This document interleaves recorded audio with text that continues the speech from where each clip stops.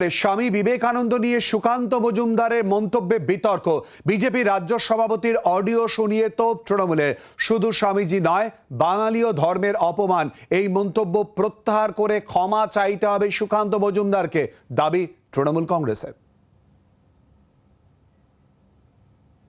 বাংলা বহু যুগ ধরে এই সনাতন সংস্কৃতির ধারক এবং বাহক এবং ভক্তি আন্দোলনের পীঠস্থান ছিল।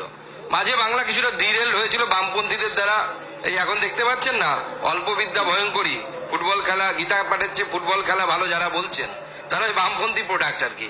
এখন বাংলা সঠিক পথে যাবে, আজকে থেকে শুরু হচ্ছে সঠিক পথে যাওয়া।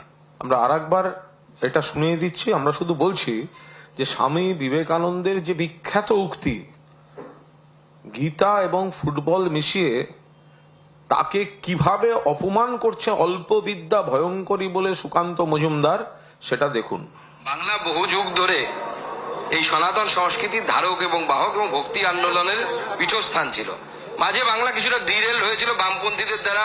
এই এখন দেখতে পাচ্ছেন না, অল্প বিদ্যা ভয়ঙ্করী, ফুটবল খেলা, গীতা পাঠের চেয়ে ফুটবল খেলা ভালো যারা বলছেন তারা বামপন্থী প্রোডাক্ট আর কি। এখন বাংলা সঠিক পথে যাবে, আজকে থেকে শুরু হচ্ছে সঠিক পথে যাওয়া।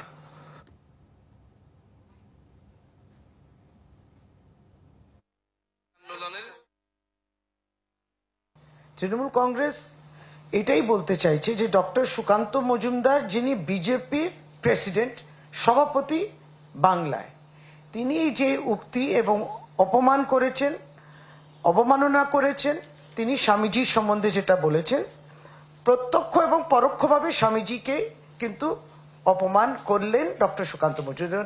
আর এই পুরো বিষয় নিয়েই রাজ্য বিজেপির সভাপতি সুকান্ত মজুমদার তিনি প্রতিক্রিয়া কি বলেছেন শোনাবো।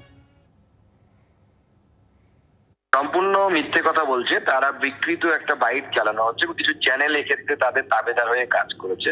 আমি উল্লেখ করেছি, দেখবেন যারা বলতে তৃণমূল কংগ্রেসের যারা, বিশেষ করে সেই মন্ত্রী, পরিবহন মন্ত্রী, যিনি বলেছে যে ফুটবল খেলা অপেক্ষা গীতা পাঠ অপেক্ষা ফুটবল খেলা ভালো, আমি তার সম্পর্কে বলেছি তিনি হচ্ছেন অল্প বিদ্যা ভয়ঙ্করী, এবং তৃণমূল কংগ্রেসের লোকেরাও তাই, এরাও অল্প বিদ্যা ভয়ঙ্করী। শুধু ওই লাইনটুকু পড়েছেন, তার আগের এবং পেছনের লাইনগুলো পড়েননি।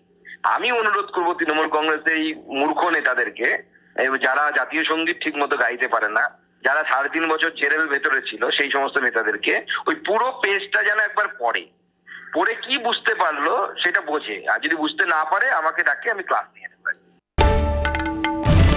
বাংলার আওয়াজ, বাঙালির আবেগ, জি 24 ঘন্টা।